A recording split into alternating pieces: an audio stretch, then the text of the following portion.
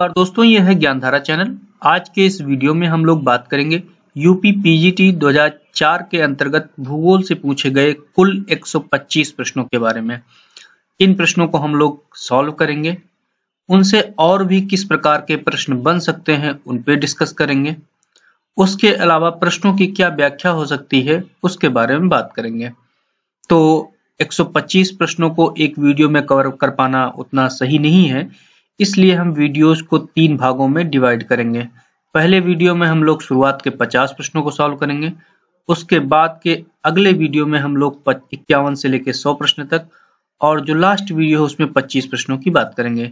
तो जो पहला प्रश्न पूछा गया है कि प्राथमिक भूकंपीय तरंगों की गति होती है, मतलब पी वेव्स की जो गति होती है कितनी होती है। ऑप्शन दिए हुए हैं 20 से 40 किलोमीटर प्रति सेकंड, 8 से 14 किलोमीटर प्रति सेकंड, 4 से 8 किलोमीटर प्रति सेकंड, 3 से 4 किलोमीटर प्रति सेकंड। तो जो प्राथमिक तरंगों की जो गति होती है, जो उनकी स्पीड होती है, वो होती है 8 से लेके 14 किलोमीटर प्रति सेकंड तक। अब जो है आपसे जो प्रश्न पूछे जाते हैं वो मैं आपको बता देता हूं कि आपसे पूछा जाता है कि भूकंपीय तरंगों को नापने हेतु कौन से पैमानों का उपयोग किया जाता है, स्केल्स का उपयोग किया जाता है। तो आपको याद रखना है रिक्टर पैमाना और मर्केली पैमाना, ये दो आपके उपयोग किए जाते हैं। इसके अलावा भूकंपीय तरंगे कितने प्रकार की होती हैं वो आपसे पूछा जाता है। तो आपको मालूम है कि पी वेव्स, एस वेव्स और एल वेव्स, ठीक है। इसके अलावा आपसे पूछा जाता है कि जो भूकंपीय तरंगे होती हैं वो किस प्रकार की ऊर्जा निर्मुक्त करती हैं, तो वो आप मुझे कमेंट बॉक्स में पोस्ट करके बताइएगा।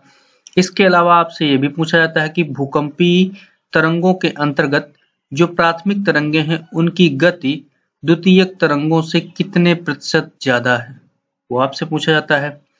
अगला पूछा जाता है कि सीस्मोग्राफ क्या है। अगला प्रश्न पूछा जाता है कि भारत को कितने भूकंपीय क्षेत्रों में विभक्त किया गया है।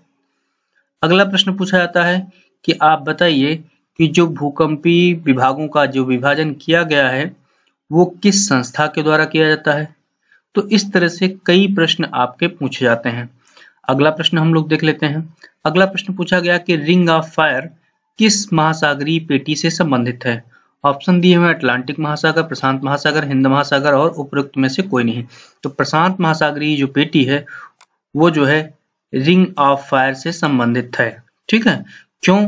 क्योंकि प्रशांत महासागरीय जो परिपेटी है उस क्षेत्र में पूरे ग्लोब का लगभग में 63% भूकंप आते हैं, और यहाँ पे जो प्रमुख दशाएं हैं जिनकी वजह से यहाँ भूकंप आते हैं वो मुख्य रूप से है क्या है, विनाशी प्लेट सीमाओं का अपसरण, दूसरा है सागर और स्थल का मिलन बिंदु, तीसरा है ज्वालामुखी क्षेत्र, और चौथा है नवीन वलित पर्वतों की स्थिति।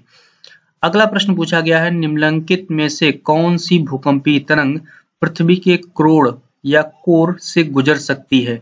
ऑप्शन दिए हैं P waves, S waves, P तथा एस वेव्स, एस तथा एल वेव्स। तो जो भूकंपीय तरंग है जो पृथ्वी के केंद्र से होकर गुजर सकती है वो है आपकी पी वेव्स। पी वेव्स जो है आपकी वो स्थलीय, जलीय और गैसीय तीनों भागों में गुजर सकती है, मतलब चल सकती है। लेकिन जो एस वेव है वो द्रव अवस्था से होकर नहीं गुजर सकती है। अगला प्रश्न जो पूछा गया है कि रिफ्ट घाटी किसका परिणाम है। ऑप्शन दिए हुए हैं वलन का, भ्रंशन का, समवलन का और नापे का। तो ये आपका जो परिणाम होता है वो होता है भ्रंशन का या फॉल्ट का। तो जब दो समानांतर भ्रंशों का जो मध्यवर्ती भाग होता है वो नीचे धंस जाता है तो द्रोणीय भ्रंश घाटी कहलाता है।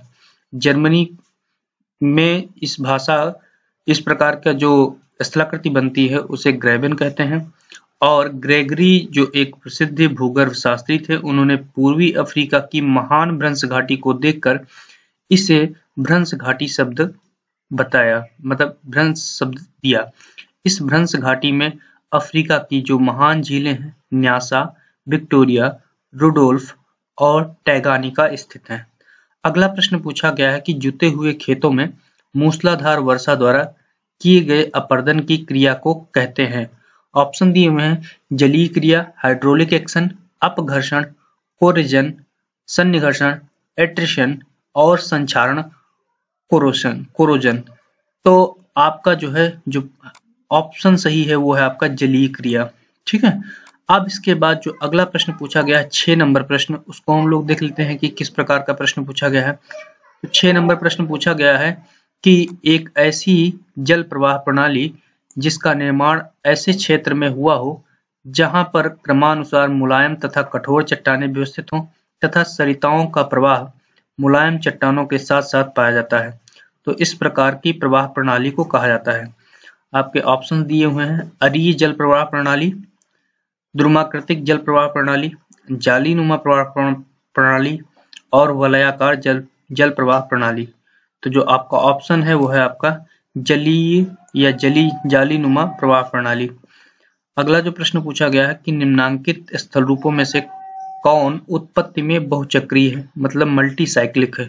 ऑप्शन दिए हुए हैं सर्क, नदी विसर्प, अतःकर्थित विसर्प, गोखुर झील। तो जो आपका उत्तर सही है वो है अतःकर्थित विसर्प। अगला प्रश्न पूछा गया है कि क्वेस्टा नदी अपर्दन की किस अवस्था का भूरूप है। ऑप्शन दिए हुए हैं युवावस्था, प्रौढ़ावस्था, वृद्धावस्था, उपरोक्त में से कोई नहीं है। तो जो क्वेस्टा है वो आपका युवावस्था का प्रतीक है। अब क्वेस्टा होता क्या है उसको आप कमेंट बॉक्स में 2 लाइन में लिख के भेजिएगा। अगला प्रश्न पूछा गया है कि निम्नलिखित में से वायु द्वारा निर्मित निक्षेपणात्मक भूदृश्य को अभिज्ञापित करना है। तो दिए गए हैं कि तिपहल शिला या ड्राइकेंटर जिसे कहते हैं, शिलाजालक स्टोन लैटिस, प्लाया और ज्यूगन। तो जो प्लाया है वो आपका डिपोजिशनल लैंडफॉर्म है, जबकि और जितने भी दिए हुए हैं वो आपके इरोजनल लैंडफॉर्म्स हैं जो कि वायु द्वारा निर्मित होते हैं। अब वायु द्वारा जो निर्मित स्थलाकृतियां हैं उनमें से इरोजनल कितनी हैं और डिपोजिशनल कितनी हैं उनकी आप एक लिस्ट बना डालिएगा। अगला प्रश्न पूछा गया है कि निम्नलिखित में से समुद्री जल द्वारा अपर्दित भू स्वरूप को छांटिए। ऑप्शन दिए हुए हैं भू जीवांकुश या हुक जिसे कहते हैं, दूसरा अपतटीय सोपान ऑफशोर बेंचेज, तीसरा है अनूप मतलब लैगून, चौथा है कुंडलित रोधिका या लूप्ड बार। तो जो अपर्दित स्थलरूप है वो है आपका ऑफशोर बेंचेस। अगला प्रश्न पूछा गया है कि निम्नलिखित में से कौन सा रूप हिमानीकृत भूरूप नहीं है। ऑप्शन दिए हुए हैं भेड़पैठ शिला या शीपरॉक, गोलास्मी मृत्तिका या टिल, हिमविदर या क्रिवासिस और गिरिशृंग मतलब हॉर्न। तो जो हिमानी स्थल रूप नहीं है वो आपका जो है ये गोलास्मी मृत्तिका नहीं है। अगला प्रश्न जो पूछा गया है कि वायुमंडल की परतों का निम्न में से कौन सा अनुक्रम सही है। ऑप्शंस दिए हुए हैं अधोमंडल, समताप मंडल, आयन मंडल तथा ओजोन मंडल। दूसरा जो विकल्प है समताप मंडल, मध्य स्तर या विक्षोभ सीमा जिसे कहते हैं, ओजोन मंडल तथा आयन मंडल। तीसरा है अधोमंडल, मध्य मंडल, विक्षोभ सीमा। अगला है समताप मंडल और ओजोन मंडल। और जो लास्ट विकल्प है समताप मंडल, अधोमंडल, मध्य स्तर या विक्षोभ सीमा तथा आयन मंडल। तो जो आपका सही अनुक्रम है वो है आपका जब पृथ्वी की सतह से ऊपर की ओर जाएंगे तो आपका अधोमंडल, उसके बाद मध्य स्तर या जिसे विक्षोभ सीमा या क्षोभ सीमा कहते हैं, उसके बाद समताप मंडल और उसके बाद ओजोन मंडल आता है। तो आपका ट्रोपोस्फीयर, ट्रोपोपाज, स्ट्रेटोस्फीयर और ओजोनोस्फीयर, ये आप इसको सीक्वेंस से लगा देंगे। अगला जो प्रश्न पूछा गया है कि सूर्य से पृथ्वी तल तक पहुंचने में सूर्यातप का समय लगता है। ऑप्शन दिए हुए हैं 3 मिनट, 6 मिनट, 9 मिनट और 12 मिनट। तो एक्चुअली जो समय लगता है वो 8 मिनट 16 सेकंड लगता है, लेकिन यहाँ जो दिया गया विकल्प है उसके करीब में जो है उस पर आपको लगाना है जो कि आपका 9 मिनट है। अगर सेकंड में देखा जाए तो सूर्य से सूर्यातप का पृथ्वी तल पर पहुंचने में जो समय लगता है वो कुल लगता है 500 सेकंड।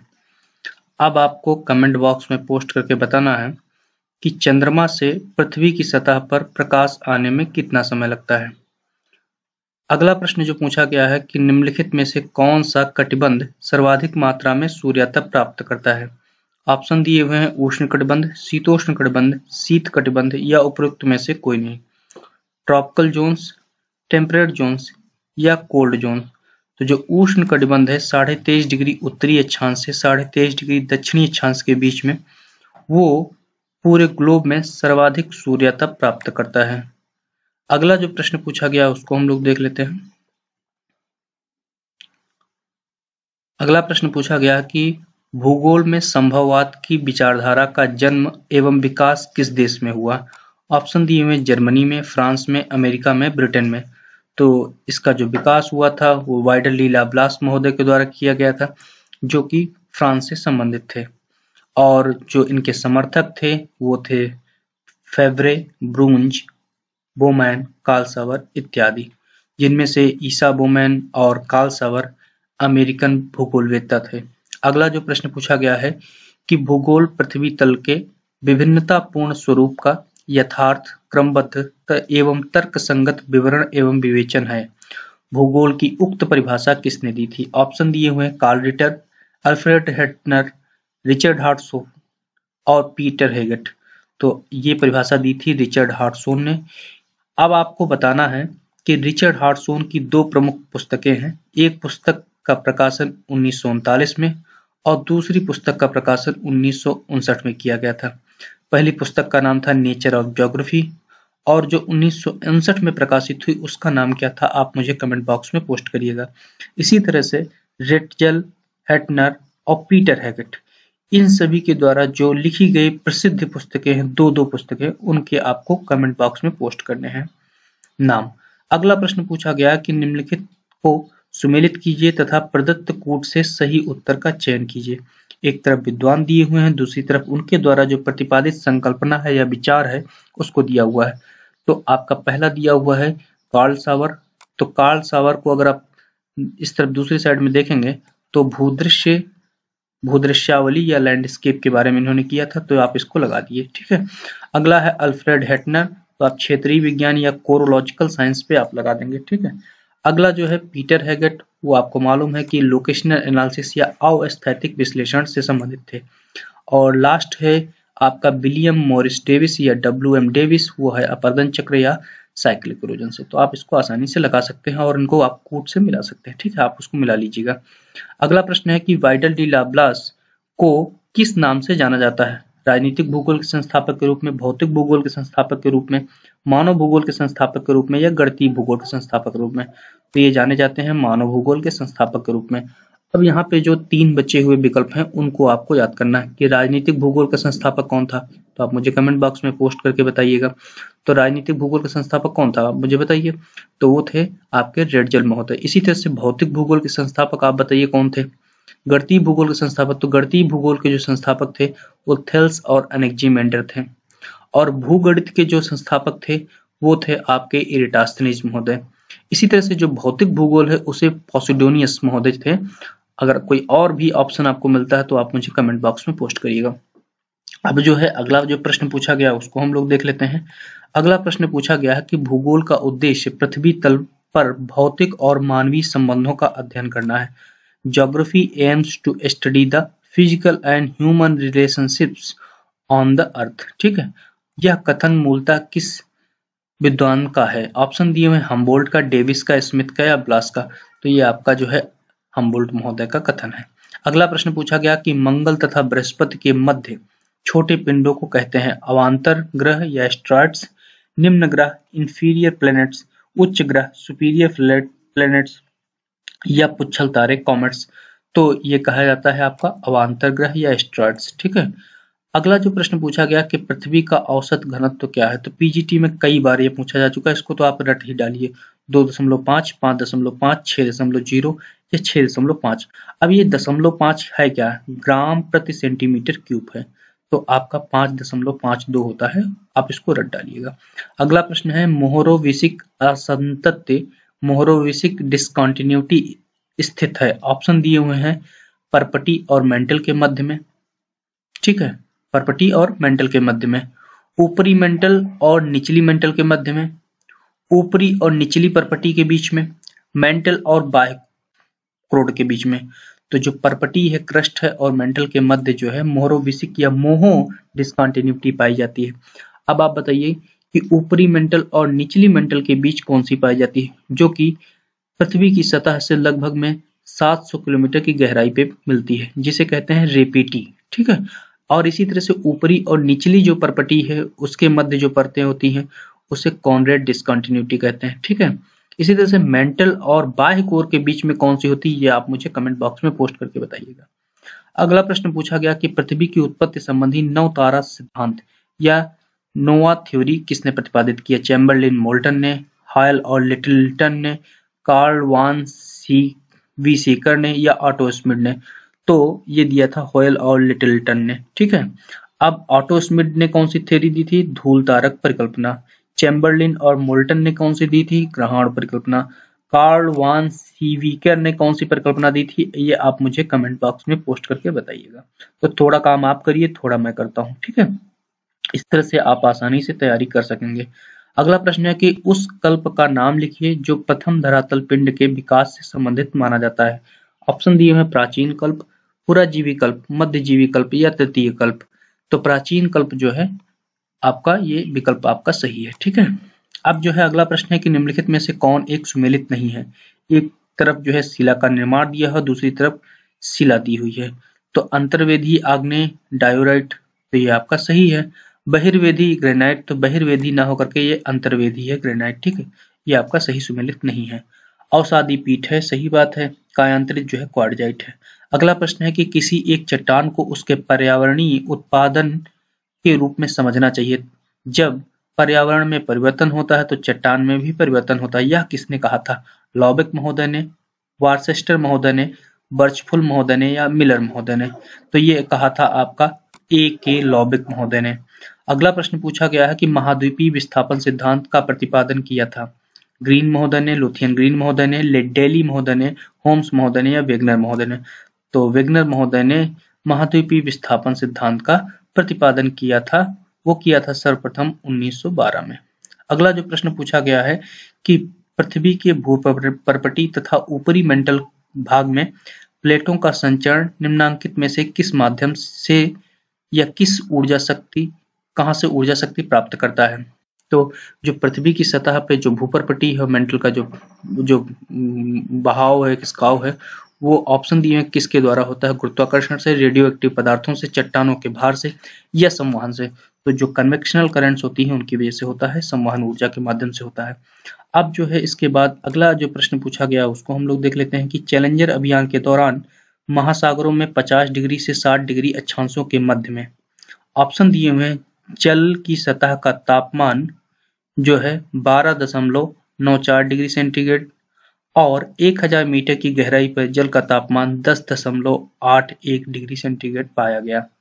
निम्नलिखित विकल्पों में से सही उत्तर का चयन करना है कि पहला कथन असत्य है, दूसरा सत्य है, पहला सत्य है, दूसरा असत्य है, दोनों कथन सत्य हैं या दोनों कथन असत्य हैं। तो दोनों कथन सत्य हैं। अब आप मुझे बताइएगा कि चैलेंजर अभियान की शुरुआत किसने की थी और कब की थी? ठीक है, ये आप मुझे कमेंट बॉक्स में पोस्ट करिएगा। अगला प्रश्न है कि महासागरीय जल में लवणता कहाँ अधिक होगी? ऑप्शन दिए हुए हैं वर्षण वाष्पीकरण से अधिक हो, जहां पे वाष्पीकरण वर्षण से अधिक हो, तो यही आपका सही होगा कि इवेपोरेशन प्रेसिपिटेशन से अधिक जहां पे होगा वहां पर लवणता अधिक होगी। और जो विकल्प दिए हैं उनको भी देख लेते हैं कि वर्षण वाष्पीकरण के बराबर हो, समुद्र में सतही प्रवाह अधिक हो। तो ये विकल्प आपका बी नंबर सही है। अगला प्रश्न पूछा गया है कि निम्नांकित में से कौन सी ठंडी जलधारा नहीं है? ऑप्शन दिए उत्तरी अटलांटिक जलधारा, पेरू की धारा, वेनेजुएला की धारा, फॉकलैंड की धारा। तो उत्तरी अटलांटिक महासागर की जो जलधारा है वो ठंडी जलधारा ना होकर के गर्म जलधारा है, जबकि पेरू की धारा, वेनेजुएला की धारा, फॉकलैंड की धारा ठंडी जलधारा है। ठीक है। अब जो है फॉकलैंड की जो जलधारा है वो कहां से कहां तक चलती है, पेरू की जलधारा कहां से कहां चलती है, वेनेजुएला की धारा कहां से चलती है, ये आपको मुझे कमेंट बॉक्स में पोस्ट करना है। अगला प्रश्न है कि ज्वारभाटा की उत्पत्ति विषयक स्थिर तरंग सिद्धांत स्टेशनरी वेव थियरी के प्रतिपादक कौन है? ऑप्शन दिया हुआ Laplace, Newton, Harris, William Wavell. तो हैरिस महोदय ने स्थिर तरंग सिद्धांत का प्रतिपादन किया था। इसी तरह से विलियम वेवेल महोदय ने प्रगामी तरंग सिद्धांत का प्रतिपादन किया था। न्यूटन ने जो है आपका किया था किसका? वो किया था आपका अवतलन सिद्धांत का। और जो आपका लाप्लास महोदय है उन्होंने किसका किया था वो आप मुझे कमेंट बॉक्स में पोस्ट करिएगा। अगला प्रश्न है कि टोरपेड पोड पंख है? सिलिका प्रधान, चूना प्रधान, अकार्बनिक या उपरोक्त में से कोई नहीं। तो जो चूना प्रधान जो पंख होते हैं उनको आपको याद कर लेना है, जैसे टोरोपाड हो गया, ग्लोबिजिरेना हो गया, तो ये जो है आपके क्या है, ये चूना प्रधान है। ठीक है, तो आपका चूना प्रधान ये हो गया। अगला प्रश्न जो पूछा गया वो हम लोग देख लेते हैं। अगला प्रश्न जो पूछा गया है, तो उम्मीद है कि ये वीडियोज और ये प्रश्न आपको बहुत पसंद आ रहे होंगे, क्योंकि इन्हीं प्रश्नों से आपके आगामी परीक्षाओं में बहुत से प्रश्न पूछे जाने हैं। ठीक है, तो अगला प्रश्न है कि प्रवाल भित्तियों की उत्पत्ति विषयक निम्नलिखित में से किस सिद्धांत का डेविस महोदय ने प्रतिपादन किया था? अवतलन सिद्धांत, स्थिर स्थल सिद्धांत, हिमनद नियंत्रण सिद्धांत या संशोधित अवतरण सिद्धांत?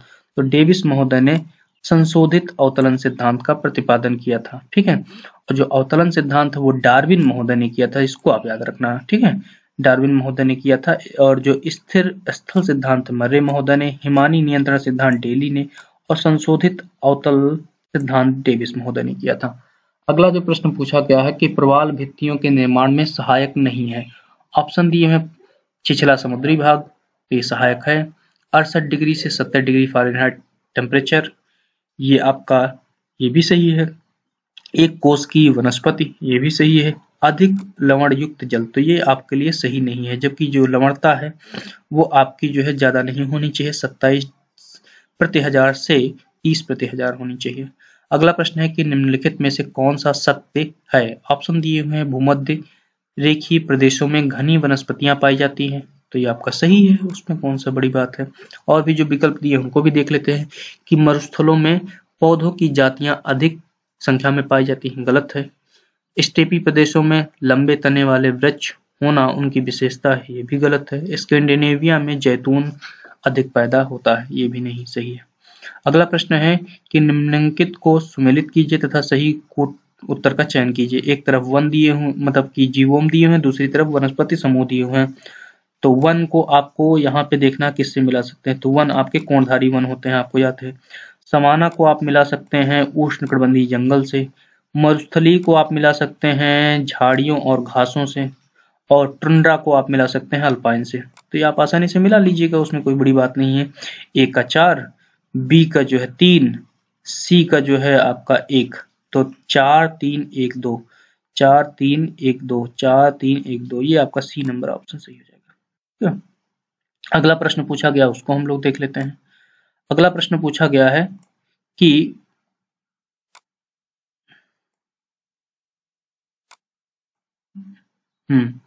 अगला प्रश्न है कि देश में वन्य जीव संरक्षण अधिनियम कब लागू किया गया? ऑप्शन दिए हैं 1965 में, 1970 में, 1972 में, 1980 में। तो जो वन्य जीव संरक्षण अधिनियम है वो आपका पारित किया गया 1972 में। अब आप मुझे बताइए कि पर्यावरण संरक्षण अधिनियम मतलब कि एनवायरमेंटल प्रोटेक्शन एक्ट कब लागू किया गया, वो मुझे कमेंट बॉक्स में पोस्ट करिएगा। अगला प्रश्न है कि निम्नलिखित में से कौन सा भौतिक वातावरण का तत्व नहीं है? मिट्टी, भूमि के प्रदेश, जलराशियां या बस्तियां? तो बस्तियां नहीं है। अगला प्रश्न पूछा गया कि भूतल पर समान प्रकार की जलवायु में जो है सभी जगह समान प्रकार की वनस्पति होती है, यह कथन निम्नलिखित में से किस सिद्धांत की पुष्टि करता है? ऑप्शन दिए हुए हैं क्रियाशीलता का सिद्धांत या एक्टिविटी, या उसके बाद पार्थिव एकता का सिद्धांत, या टेरेस्ट्रियल यूनिटी का कॉन्सेप्ट, वातावरण समायोजन एनवायरमेंटल एडजस्टमेंट का सिद्धांत, या फिर पारस्परिक निर्भरता का सिद्धांत, या इंटरडिपेंडेंस का सिद्धांत। तो ये है आपका पार्थिव एकता का सिद्धांत का जो है पुष्टि करता है। अगला जो प्रश्न पूछा गया है, जो 10 प्रश्न बचे हुए इस वीडियो के लिए, उसको भी देख लेते हैं कि निम्नलिखित में से कौन सा एक नवपाषाण युग से संबंधित नहीं है? ऑप्शन दिए हैं खाद्य पदार्थों का उनके प्राप्त स्थल पर ही उपयोग, पशुपालन का प्रारंभ, कृषि का प्रारंभ, पहिए का आविष्कार, मिट्टी का बर्तन बनाना। तो जो नवपाषाण काल है उसमें जो लोग थे वो खाद्य पदार्थों का अपनी प्राप्ति स्थल पर उपयोग नहीं करते थे। अगला प्रश्न पूछा गया है कि निम्नलिखित में से किस भूभाग की जनसंख्या का घनत्व सबसे कम है? उत्तरी पूर्वी अमेरिका, दक्षिणी पश्चिमी ऑस्ट्रेलिया, उत्तरी पश्चिमी यूरोप, या दक्षिणी पूर्वी ऑस्ट्रेलिया? तो जो दक्षिणी पश्चिमी ऑस्ट्रेलिया है वो सबसे कम जनसंख्या की दृष्टि से है, जो दिए गए विकल्प उनमें। अगला प्रश्न पूछा गया है कि तापक्रम का अध्ययन नहीं किया जाता है। ऑप्शन दिए हुए ऊर्ध्वाधर वितरण के रूप में, तो वर्टिकल किया जाता है। क्षैतिज वितरण के रूप में, हॉरिजॉन्टल नहीं किया जाता है। तिर्यक वितरण किया जाता है, एंगल वाइज। रीजनल डिस्ट्रीब्यूशन या प्रादेशिक वितरण किया जाता है। तो ये आपका जो है नहीं किया जाता क्षैतिज वितरण। अब इसके बाद आपने 43 नंबर प्रश्न तक देख लिए। अब जो है 44 नंबर प्रश्न क्या पूछा गया उसको हम लोग देख लेते हैं। तो जो 44 नंबर प्रश्न पूछा गया है वो पूछा गया है कि डॉक्टर संबंधित है पश्चिमी संयुक्त राज्य अमेरिका से, सहारा से, ऑस्ट्रेलिया से, पश्चिमी अफ्रीका से। तो आपका जो है पश्चिमी अफ्रीका से संबंधित है जो कि एक गर्म हवा है। ठीक है। अगला प्रश्न पूछा गया है कि वायु प्रवाह सीधी रेखा में होता है। कथन दिया हुआ है। कारण क्या है कि पृथ्वी अपने अक्ष पर घूर्णन के कारण जो है वायु का विक्षेपण होता है। तो आप फिर से एक बार पढ़ लेते हैं कि कथन क्या दिया हुआ कि वायु प्रवाह सीधी रेखा में नहीं होता है, ये पूछा गया नहीं होता है। और कारण दिया हुआ पृथ्वी अपने अक्ष पर घूर्णन के कारण वायु का विक्षेपण होता है।